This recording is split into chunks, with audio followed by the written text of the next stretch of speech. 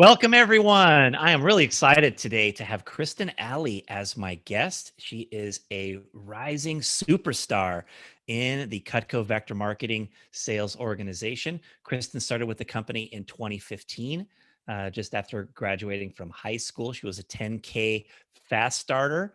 She ran two branch offices while she was in college at NYU. She also became the pilot office manager with division manager David Kirkner in the New York City area in 2018. Kristin graduated from NYU in 2019 with a degree in applied psychology. She was the salutatorian of her graduating class. That tells you a little bit about her academic excellence and her work ethic. She spent about a year exploring corporate America, which we'll talk a little bit about today. And that resulted in her returning to Vector as a district manager. She started out her Eastern Queens organization at the beginning of 2020. And all she did was sell over $1 million in her first year as a district manager, virtually all what's called new business, a tremendous, amazing performance. And she is on fire so far here for 2021. Just broke the company record for new business in the month of February. And as we are recording this today, was number one in the nation again this past week. Kristin Alli, welcome to the podcast. Thank you for having me. I'm really excited to have you here. Thank you very much for making the time. I want to hear a little bit about you. We don't know each other, we haven't met, and it's great to be able to connect in this way. And I would love to hear a little bit about your personal background before we get into Cutco.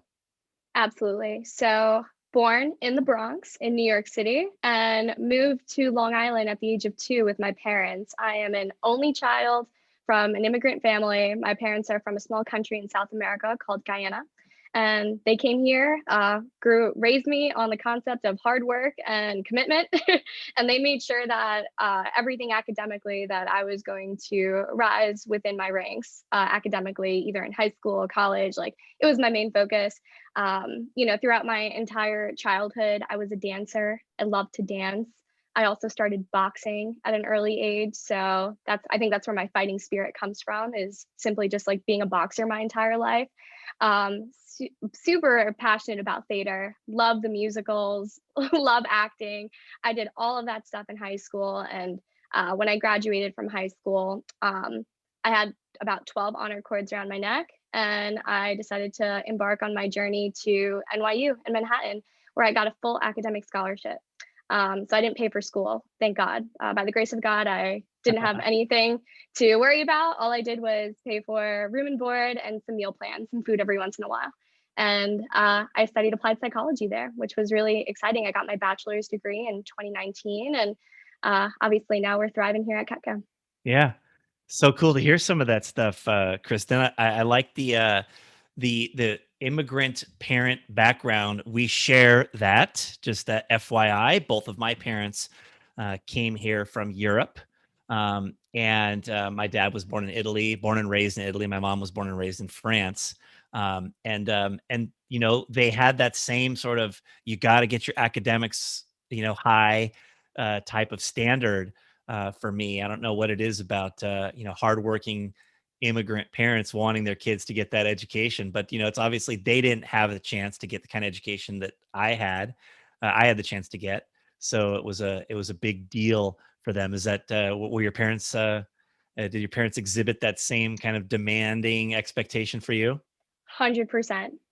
Such high standards that I almost felt like I was failing them if I let them down in any way, shape, or form. So, my dad's also a business owner. So he came here with $0, nothing, and started a business from scratch. Rose to the ranks in his company. Like now is the CEO of his own organization. So when I was growing up, he always told me that he took all the risks so that I wouldn't have to, which was a good or a bad thing in my opinion. Because yes, I had safety and security, but he wanted me to have like a very safe path of like, career wise, academic wise, just like super safe. And we butt heads a little bit because I wasn't that safe. I was a risk taker and I wanted to do things that I think were not in alignment with his standard of what I should have been. But that's my parents are the most loving, amazing human beings in the world, and they just grinded till they made it to where they are. So I took that, and it's been a part of my life ever since. Yeah. Um, Great to hear some of the commonalities that that resonate for me that you described right there about your parents and the fighting spirit. Are you known for the fighting spirit, Kristen? I think so. When I got promoted, Earl and David Kirkner and Earl Kelly both said the same thing on stage. They said, Kristen is a fighter. And I have it recorded. Same thing. Al DiLeonardo said it once in a recording or a meeting that we had. And so it's been a kind of a reputation moving forward of the fighting spirit. I like it. It's that's a good reputation to have for sure. So how did you end up working with Cutco?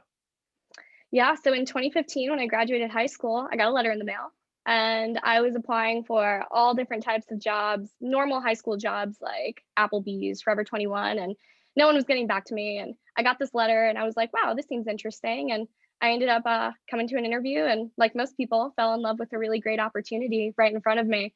I was only anticipating working, Dan, for like 7 to 8 weeks maybe before I started school. Like, back to the whole immigrant parent thing. They were like, you can't work around school. Like, you got to make sure you go to school, get your education. And I said, well, this is a different type of job. I don't think this is the type of job you were expecting me to have, but this is the one that I want. And I could really see it taking me very far in life. And I was with Cutco and Vector for 4 to 5 years before moving forward, and I ran 2 branch offices between my freshman and sophomore year and my sophomore and junior year. And then after my junior year, right before I started my senior year, I became the PSM for David Kirkner in Long Island. Yeah. And at that point in my career, I thought it was going to be my last summer at Cutco. And when I started my senior year, I was going to explore some other options to see what else was out there because David did a really great job. He built my resume really big. He said, maybe it's time for you to, I said, maybe it's time for me to explore some other options and see what else is out there because this is my very first job. I've never had another one. So I didn't have anything to compare it to. Right, right. Tell us about some of the experiences that you had as a rep or a branch manager. What were some of the times that stand out? Oh, wow. There's so many. I all of my favorite moments just come from the people in my circle of influence, the people who have impacted me. Like oftentimes I meet people at school and I'm not really that connected with them. And I see people at Cutco and Vector coming to my wedding one day or celebrating me on the biggest moments of my life. So some moments that stand out to me, honestly winning my first trophy on stage because I was a very shy kid. So having to say my sales report for the very first time, I have this like very clear, distinct memory of saying like I sold $10,000 in 10 days, like on stage. That was super nerve wracking for me because it was at an SC2 conference. So it wasn't just like my division, it was like our region showing up. And that was my first conference ever. So that was one of the biggest deals for me. And I think the summer of 2017, winning #1 branch, because I remember being on stage with like 20 branches and they were counting down slowly. And it was between me and one other person. And they said, like, is this person between this or that? And they stepped forward. And I just took a step back and I let tears roll down my eyes because I was fighting all summer for it. And then I just remember New York City division rushing up and they put me on their shoulders. And I closed my eyes and I felt like I was in the clouds. Like it's such a clear, distinct memory for me. And it was so pivotal in my belief that I could be a great leader. Like it took 3 years for me to get to that point. But like at that point, on top of like my friends' shoulders, my fellow managers, I was like, all right, maybe I can do this. Maybe this is the place for me. That's so great.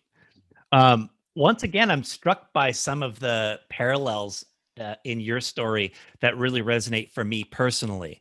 I can remember winning my first ever push trophy. I didn't sell 10,000. I sold 3,130 for a push period.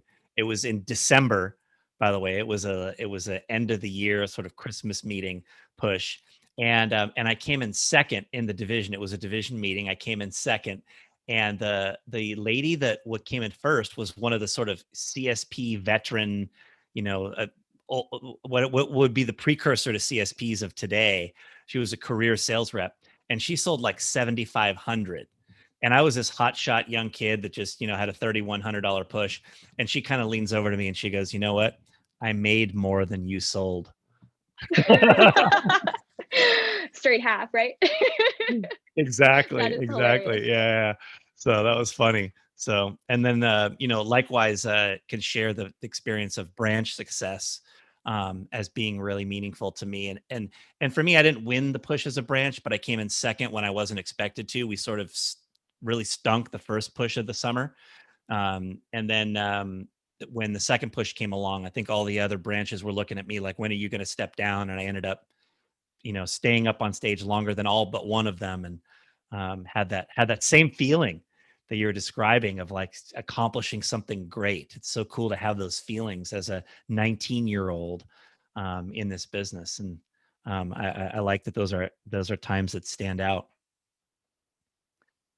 What do you feel were the most valuable lessons that you learned in those early years with Cutco?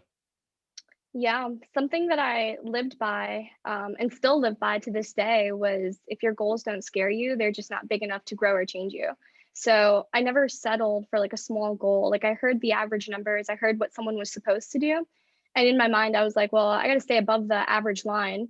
And I need to be above average. So I remember thinking I have to keep thinking big. Like I have to have a large goal that I'm going after, that if there is no feeling of nervousness, if there is no feeling of anxiety of can I hit this goal, then it is simply not big enough, because then it's not growing me, it's not changing me, it's not forcing me to level up.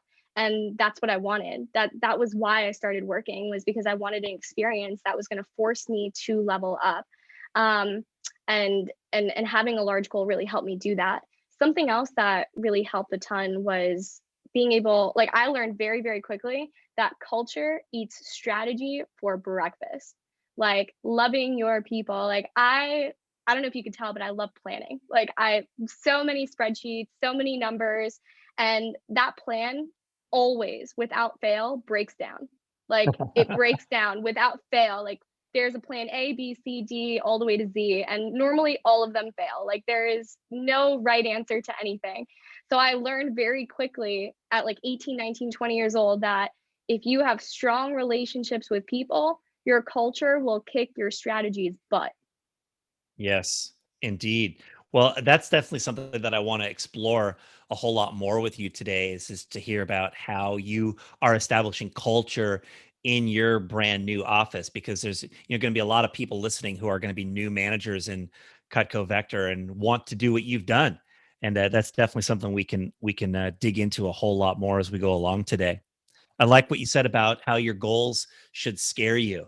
Um, I can remember when I was training for my first branch summer, and a guy that had branched and been successful the year before said he was giving some tips to new managers, and he said, "If I'm not scared, I'm stupid."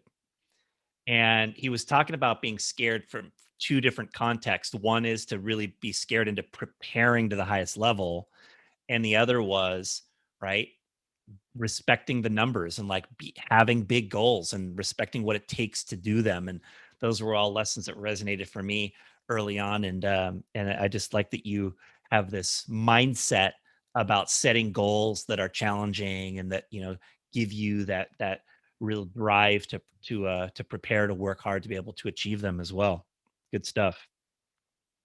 So you worked as a pilot manager then with Dave Kirkner for the year of 2018 or the summer of 2018, and then graduated from NYU in 2019. Great credentials. You decided to explore corporate America. How'd that turn out? Well, I'm here, so not so well, but it was okay. So I when I graduated, I the grass is greener not on the other side, but where you water it. So I started looking for all types of positions in marketing and sales. Like I was just like, I love business. I don't want to be a psychologist. I know I want to be an entrepreneur. Like, let me explore this field a little bit and see what other companies are doing or what other organizations are teaching. And I knew that I was well trained, so that I was going to succeed in any company that had that type of environment. But what was hard was when I was interviewing, I was looking for Vector in places that just were not Vector. I was asking questions like, so what are your incentives? And like, where do you guys travel each year? And most of them didn't have an answer for me. And I remember thinking to myself, like, am I interviewing you or are you interviewing me? in this moment. And the top like 15 that I picked out, I applied for all of them and I got every single job. So it wasn't like I had to go to a different, I had a choice. Like I was like, which one do I want? And I ended up at a corporation in staffing and recruiting. And I ended up being a recruiter in corporate America for about 6, 7, 8 months, I would say, for 2.5 campaigns with them. And I did extremely well. Like the job itself wasn't the logistics behind it. I succeeded at a very high level, but it wasn't something I was passionate about in that organization simply because I did not appreciate the culture. And Hmm. I love people, and I think every vector manager loves people. It's very hard not to in a very people-oriented business. And I remember thinking to myself, like, I'm listening to my manager, my direct manager, talk at a pipe meeting in the morning or like a staff meeting, and I'm thinking, I can run this meeting better than you. And I'm the youngest person in the room. There's people that are in their 30s, mid 20s, high 20s. Like, I feel like I can run this meeting better than you. And I felt like I wasn't learning or growing. And honestly, I felt like a number. I felt like a number. Like, all I was to them was a sales quota. And we say it so often in Vector that, like, here, you're not just a number. And I didn't believe it when I left. Like, I thought, like, oh, everyone just says that. And then I went out there and I did it. And yes, I was simply just a number. And I had never quit anything before, so this was probably a very defining moment for me where I'd never quit anything a day in my life. And I remember I walked into her office and I said, "I need to leave." And she goes, "What? You want to leave?" I was like, "I need to leave. I'm not very happy here." And she goes, "Go take a walk." I took a walk. I came back. There's like 5 people in the office. She's like, she gathers like all the troops. And I go, "I cannot stay in the corporation anymore. I need to leave." And I picked up my stuff in shame with my tail between my legs. And I walked to Penn Station. And I cried for 3 hours because I know I was coming home to a family that was extremely proud that I was working the safe job, and I was in tears. So I didn't go home right away. I actually called David, to be honest. And he goes, "Are you okay?" I was like, "No, I'm not okay." He was like, "You should go home." And I was like, "Yeah, I do want to come home." And he goes, "Which one?" And I go, "The Vector home. Can I come to the office?" I took a train straight to Levittown. I went straight to the office. Like, I didn't go to my house. I went Wow. to Levittown and I sat there for another 3 hours. So this is 6 hours now cumulatively that I'm in tears. And I'm sitting with Dave and he's like, "You need to go home and tell them what happened." And I did. And 2 months later, I was promoted to be a district manager. Wow. What a story. What a story. What happened in those 2 months? Like, what was the process that led you from leaving that job to deciding to come back and then opening your new team? Yeah. This happened probably in October of 2019. And I told my mom and I told my dad. And I said, "Please try to be understanding." And they were a little angry at first. And they said, "Are you sure?" They always supported my choices. They believe in me, but there was a lot of questioning of, "Are you sure?" And they were like, "Well, what are you going to do instead?" And honestly, the only thing I wanted to say out loud was, "I want to be a district manager." I didn't say that in the moment, but that's all I wanted to say. And I said, "Honestly, I think, I'm going to talk to David and see what's going on and see if there's anything available right now." And in my mind, I was like, I know he would promote me in a heartbeat. Like I knew. So it took about a day or two for me to get the courage to say, "All right, I'm going to be a district manager, mom and dad, and you're just going to have to get on board with it." And immediately, like within the month, I started crafting where my office was going to be, what my team was going to look like. I started visiting people in the Northeast region, which is where I'm from, and just like visiting offices to see what was working because I'd been out of the business for a year and a half. So I had to relearn a lot of things that weren't making sense to me anymore. And it was a hard transition coming back. And when I did, and I opened, I didn't get off to a great start, but I had to figure it out and lead myself through change, which is, I think, more valuable than having an easy start. Yeah, for sure. And not only did you have challenges of starting, the normal challenges of starting, but then, we had this little pandemic that kind of came along a couple months after that. And what was your experience in going through the early stages of that? Yeah, it was double whammy for me because so when I opened up my office, my first training class was the big dance. Like, I didn't have a fall. It was the big dance. And I recruited 135 people to this big dance, rented a hotel room. My office was a box in New York City, couldn't afford high rent. And 20 people showed up. Oh, And yep, heartbreaking. 20 people showed up. And for the month of January, I sold $27,000. And to put that into perspective, I sold that this week. So for the entire month, I sold 27 grand. And when you see people beating you, like your peers that are obviously kicking serious Cutco butt, it's heartbreaking. You feel like a failure. And then February, I worked to rebuild, which I did. And then March came and we shut down again, and there was a coronavirus, and the Rona like kind of like made me lose a little bit of momentum, and I had to keep fighting to rebuild. I rebuilt twice in less than 4 months, so my office didn't get any momentum until maybe late April. I'm gonna say the first 4 months open were pretty hectic. wow. So you actually you got a physical office space in December, to be able to, get things going, right? Open up, and you get started. You've got this devastating experience with your training class that was disappointing, I'm sure, even though you at least you did have 20, 20 people in training, whatever. Right. Um, but yeah, 27K January. I see your numbers, 33K March. You did 13,000 in, or sorry, 33K February, 13,000 in March, and then you did 36,000 in April, half of which was the last week of April. So it looks like the last week of April is where you really turned the corner and began building something great. So it was 110,000 in the spring campaign. I don't know how many offices that do 110,000 in the spring do a million for the year. It's not many. You really turned it on. I mean, you did 173 grand in May. Wow. So incredible, just momentum that just got suddenly built here, in late April and throughout May.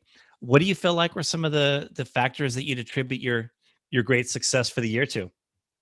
I want to say having clarity in what I was building, but also not being afraid. I had to have my faith had to be stronger than my fear. They say hope is stronger than fear, faith is stronger than fear. And I was so afraid from February to April that I had made the wrong choice, that I was going to be a failure at Cutco. And that's the worst thing you could ever do to yourself is let those negative inner voices talk you out of something that you are so passionate about. Because I was extremely passionate about being here, but the story I was telling myself was not good. So when the coronavirus hit, I was like, there is nothing else that could make this year any harder. Like, if I could do this, I can do anything. And I just decided in April that I was going to flip a switch, that there was no like teetering on the edge of flipping, that no, no, no, I was just going to flip it, go straight up and turn it on. And I said, I don't care what happens, what obstacle, what adversity, whatever gets punch me in the face. I'm going to get back up and I'm going to fight back swinging. I'm going to stand up and I'm going to swing back at you. And I decided in April that, I had to go back to my basics. And what are the basics? That recruiting is the answer, Rita. And I said, if I just have the right number of people in front of me, I can do anything. So I put my blinders on. I stopped paying attention to everyone because that was killing me. I was just like, I'm not going to look at any of the reports. I'm going to put my blinders on and I'm going to create a goal and I'm going to recruit X amount of people for May, June, July. I can't even remember the number because I was just so like straight on about it. Like I decided to just work for it. And when I had the right people in front of me, that is when I was able to become more innovative and figure out how I was going to have the summer that I did. Wow. And so, recruiting obviously is typically is the first big spark that creates success, in an office. And I see also your recruiting numbers. Your recruiting numbers they're big, but they're not like overwhelmingly big. Like you launched 61 people during that month of May, where you did over 170 grand and just started lighting it up. That is some amazing success, on a per recruit basis, right out of the gate as the summer started. How does that happen for you? Yeah. Well, I ran all my offices on Long Island with a really great manager who was known for PPR. And moving to New York City, very different culture, very different territory. Recruiting was high, getting PPR a little bit harder to do, in my opinion, in a very large territory like New York City. So I really had to balance out what I had learned about New York City and what I had known about Long Island and kind of bring them together because they are borderline. Queens and Long Island share a border, they are right there. And I knew that if I could take the strengths from both sides of my experiences and just bring them into one cohesive experience, that I can recruit a ton of people, but I can also develop them to have, I think at the time, the average PPR in New York City was just under 1,000, to have 1,500, 2K PPR if I really fought for it. And I had to build strong relationships with people and really work with them and then duplicate them in recruiting, which every office wants to do. But when you have so many numbers, like in New York City, you could do it times 10, you could do it times 20. Yeah. What were your key strategies for recruiting so successfully? Um, Finding someone, a point person who is equally as passionate about recruiting that I was. Like I love recruiting. I think our title should be like district recruiters, not like district executives or district managers. Like we should just be district recruiters. And a lot of my success came from trusting that the one person who stuck with me for 4 months, by the way, everyone quit on me in March, and the only person that stuck around, his name is Mark, and he's fantastic and he's amazing. I said, you and I are going to have $1 million summer together. And I know that it seems like very bleak right now and not, optimistic, but we are going to turn this around. I said it with much more profanity, by the way. We're going to turn this around and we're going to work together. And I need you to understand what I am building, and I need you to help me build it. And I trusted my people. And I put this one little kid, 17 years old, just graduated high school, like ready to go, in charge of my PR program. And I said, this is what you need to do. I need you to focus on filling every interview. If you fill every interview for me and you focus on finding the right social media recruits, getting the right people to apply on the Google form, getting the best people who I've launched in the last month or two, their PRs through the door, and you fill up every interview, I will train them and I will make them great. I will develop them, but I need you to be my recruiter. And he accepted that mission head on. And he was so passionate that there was a point this summer where he was like, if I don't hit 200, I'm doing a bad job. PR set for the cycle, and I really worked with him. And by the way, all those PR numbers, they're not me. I know it looks like it's me, but it's not. It's one person that I've trained and developed and worked with and have worked through to hit those recruiting numbers over the course of the summer. Wow. So you developed a key assistant He who did. could really take charge of the PR program for you and drive the numbers to make sure you were getting, upwards of 200 set per cycle. Yeah. And I made sure he understood my culture too. He needed to know what I was building and what I was about because people like themselves. Like attracts like. So I said, you need to like understand my core values, what we're building here, what is so special about EQ in the Eastern Queens office in order to attract people into our organization. And he did. He stepped it up. He stepped it up big. And without him, I don't think I would have the recruiting numbers that I had this summer or last summer. Yeah, having a key right-hand person, it makes such a big difference in being able to spin all the plates to run a successful vector operation. So, that key person that you had, Mark, I'm sure, as you referenced, you wouldn't have been able to do the kind of numbers without that. And it was great that you were able to develop him and latch onto him and enroll him in your vision so that he was excited to stay and be a part of it. I think that says something about you and the level of inspiration that you brought to him, I'm sure.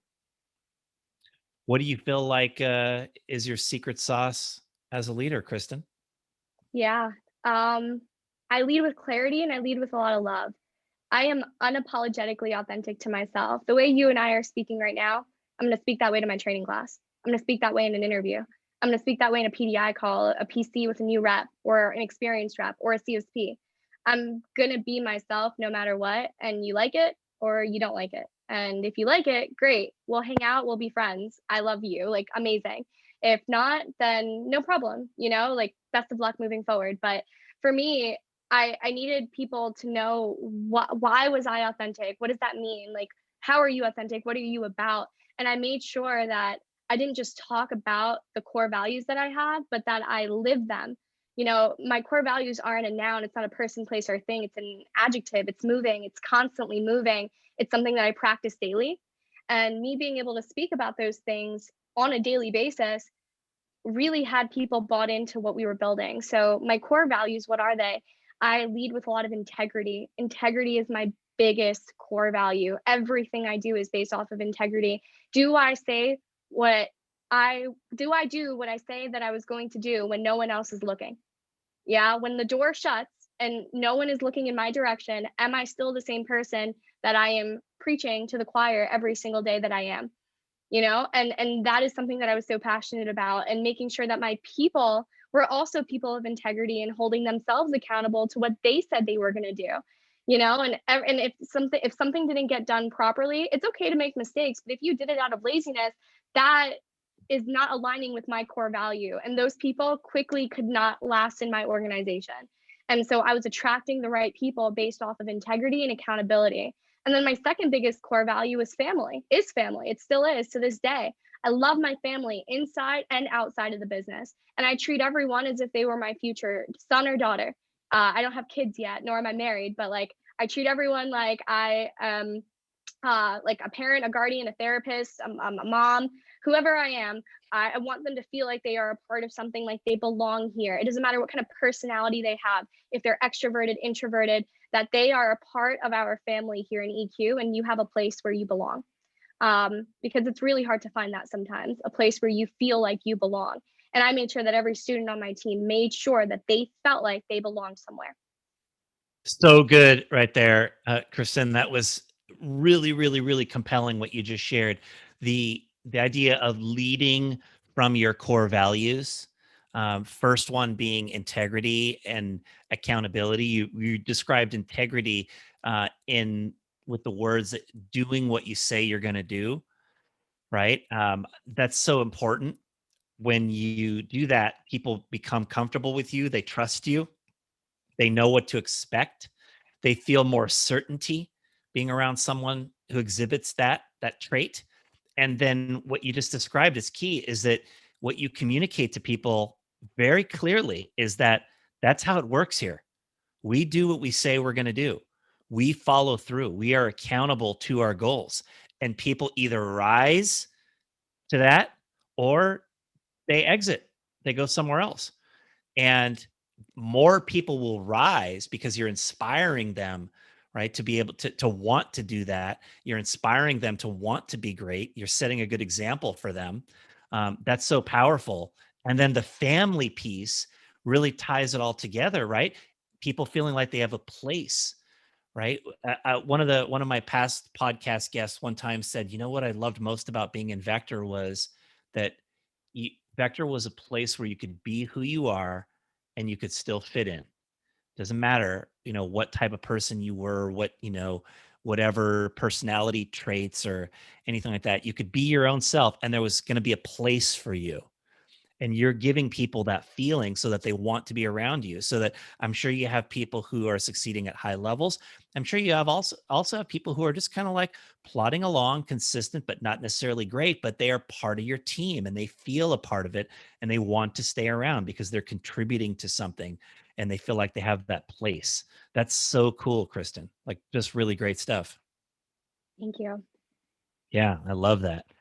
um Anything else that you feel like have been your biggest keys to the success in 2020, before we talk a little bit about what's going on right now for you? Um, yeah, I mean, there's so much that I feel like contributed to a very strong year. And I had to learn how to trust my people and work through them. That was something that I had a really hard time with, because as a new manager, you want to do everything yourself. You want to build something and you want to make sure that it's done properly, it's done the right way. But then I sacrificed my development, which was I had to make it a priority because it had never been a priority in the past. if I have that type of mindset. So letting loose on the reins a little bit, like I recently added in December of last year a third core value to my two main core values, which was developing a strong lifestyle for myself and having a lifestyle where the cool thing about Cutco is you get to create whatever you want. No one's telling you this is how you should run a business. Yeah, we have standards, we have sales goals. I get it. There's a quota, all that fun stuff. But nobody is telling you how to promote someone or what their title should be or what their standard should be, except for you. It is your business, it is your organization. And I knew that if I worked consistently the way that I did, and there's nothing wrong with hard work and grit and grinding, like, but if I did that consistently, I wasn't creating a lifestyle that I was promoting to other people, which definitely doesn't reflect my biggest core value of integrity because it makes me a hypocrite. Right. Yeah. And so I had to practice what I preached by enjoying the life I wanted to live, which meant I had to let go. I had to let Mm. go a little bit in the fall of parts of the business that I didn't necessarily have to be a part of. For example, like our minimum profit program and maybe running less interviews. You know what I mean? Like those little things allowed me more time to give myself energy so that when I was here, I was showing up the best version of myself. And that was such a hard lesson to learn last year because I was so used to being a branch, grinding for 4 months, and then going back to school. When I started the fall, I was like, if I keep going at this speed, I am going to burn out. And it's not going to be pretty. My team is not going to respect me. They're not going to be bought into me. They're going to see this tired, like, manager who doesn't want to be there. And I really wanted to be here.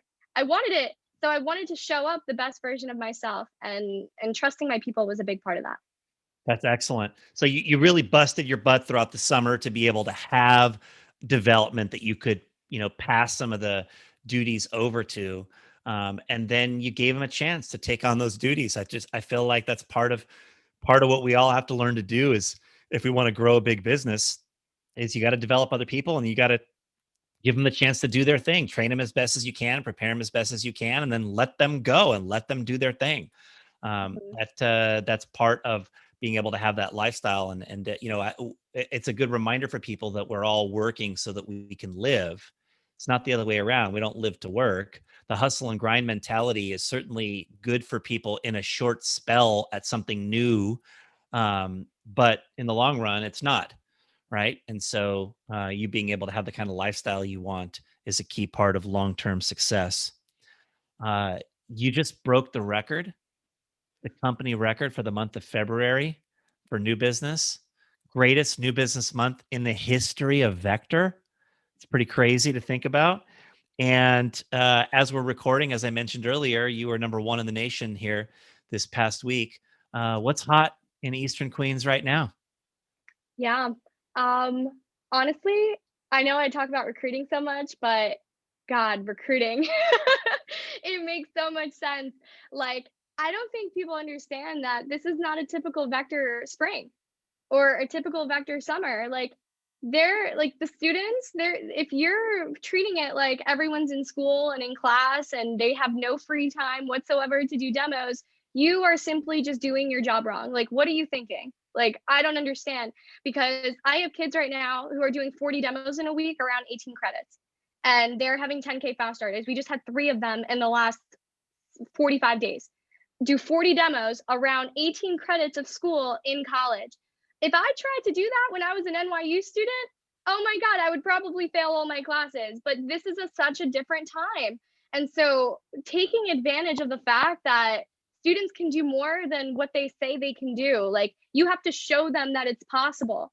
Like, if I didn't sit down with those people and say, hey, instead of spending this day scrolling through TikToks and watching Netflix and binge watching Bridgerton or whatever, like, take the time and go do some demos. Like, you will hit your goal, you will be happy, and you'll start the summer at Dirty 30. And then you can take all the free time you want this summer to have a great time and work part time and still earn full time income. It all ties into the summer. I'm not just talking about a campaign, I'm talking about the next like year of your life with me, like, for a sacrifice of working really hard right now. And Yeah. so it's crazy. And it's like, like they can do so much more than we think we can do, and or that they think that they can do. And when you're asking the right questions to yourself, you're attracting really hardworking people into your organization who want to do that anyway. They were planning on playing a sport. They were planning on being a part of a musical. They were planning on being a part of XYZ club. They were planning on doing these things. They're not available anymore. What are you going to do instead? Earn money, get valuable experience. And if someone is not showing up to my organization, it is my fault, because am I what I want my people to be? Are people having fun, and are they making money? Are they learning, or and they're growing? And do they feel like they're a part of something that other people want to be a part of? And if all of those questions check, check, check, check, they have no problem sticking around for a long period of time, because what else is there to do? Yeah. Exactly. It sounds so simple when you say it, yet you're so great at just painting the vision and enrolling people and getting people excited. I'm fired up just listening to you talk, and I'm sure that that's how people feel being around you. They're excited to take on the challenge and to do the things that you're asking them to do. And it's clear that you're such a great inspiration to people, Kristen. I heard you're doing something in particular with LinkedIn for getting recruits? Is there something there that people could hear about?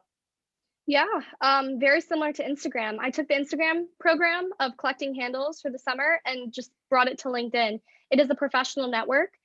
People are used to being reached out to, unlike Instagram, where it's a lot of promotions and people can block you or they ignore the message. It goes in a wrong place. Like, Instagram is amazing, and I still use it. It's like, nothing against the program. It is still fantastic. A reason why we have wonderful recruits. But if you could duplicate it in other social media networks, why wouldn't you? And LinkedIn, it's known for being able to network yourself with top professionals. So I tie this into all of my assistant managers. I help develop their resumes. I help make sure that all of their profiles are public on LinkedIn, that they have strong headshots. I did a headshot work exercise the other day. Everyone came to my home.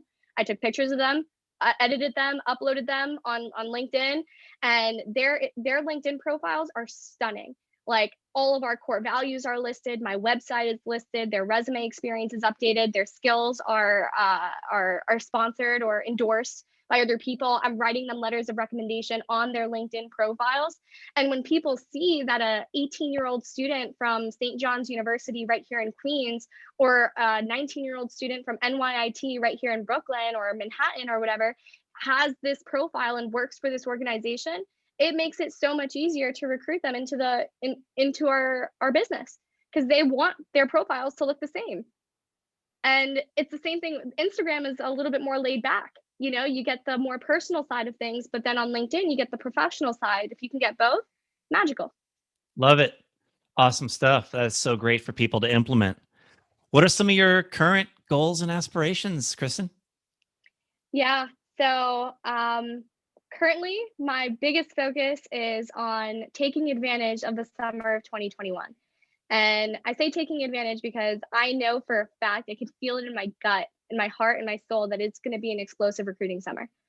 That whatever internship or whatever, like, the deadline is passed, whatever people have going on, it may not be there. Maybe by the summer, maybe things aren't open, maybe things revert back to, hopefully not, knock on wood, to the way they were maybe a couple of months ago. Regardless, I know for a fact that it's going to be an explosive recruiting summer. So my goal for the year is mission 1,000 recruits. And I think so far we're just under, I think, 300, if I'm not incorrect. So for the summer, I'm going after mission 500 recruits. And last summer, I think we did Wow. 306. Yeah, I want 500 recruits this summer, which is a scary goal. But like I said before, if your goals don't scare you, they are definitely not big enough to grow or change you. So, Yeah. Wow. Well, it's going to be exciting to see what you produce. As I said, you're so inspirational and you're just so good at getting people to want to be on your bus that you have a big, huge recruiting opportunity there in the EQ. Um, it's going to be amazing to see what happens. And then once you get all those people onto your team, it's clear that you're doing great work to help them succeed, that you're inspiring them to set goals and to do well, take on all the challenges that you've described, develop that accountability to their goals. You're making them feel like they're part of the family. The success that's going to come out of your organization in the years ahead is going to be really, really, really amazing. And it's clear to see why, after getting to know you here today. Hey, as you look into the future and you think about our podcast theme is changing lives, right? And as you look into the future, how do you aspire to change people's lives through what you do? Yeah. So I know what Vector has done for me, and I know that it has changed my life forever. Okay. Like wherever Vector takes me in the next 10, 20, 30 years of my life, like it has changed me forever. And I started this job at 17 years old as a high school graduate. And if I didn't meet the people that I did at the time that I started, I don't think I would be where I am today. Uh, so passionate about what I do. And so oftentimes I meet 17, 18, 19 year olds who don't have a lot of mentorship or leadership in their life. And we pick up we pick up where a teacher or a parent or a guardian leaves off, in my opinion, and we nurture them as if they were our own. I have strong relationships with my people. Like it feels like they are part of my family, my own. So I want to lead as a great female manager for the women in my organization, but just a great leader in general for everyone in my organization to make sure that they understand what it takes to be a great leader, which isn't something miraculous that just flips on overnight, but it is an adjective, like I said, of something that is moving constantly and changing every single day that we can keep working on. And I don't think a lot of people have people that believe in them as much as we do, that show them that there is a way, that we are blazing a trail for them to become great leaders. And not a lot of people are showing them that that's possible. But in the spirit of Vector, anything is possible. Indeed. Well, that was some great last inspiration you provided right there. This has been really awesome, Kristen. It's been great to get to know you. It's been amazing to hear your story and your lessons. Your enthusiasm is contagious, and I'm really really excited to be able to see what comes of you and your organization here in 2021 and beyond. And I'm very grateful to have had you here on the podcast. Thanks so much. Thank you for having me. All right. There you have it, everyone. Kristin Alli.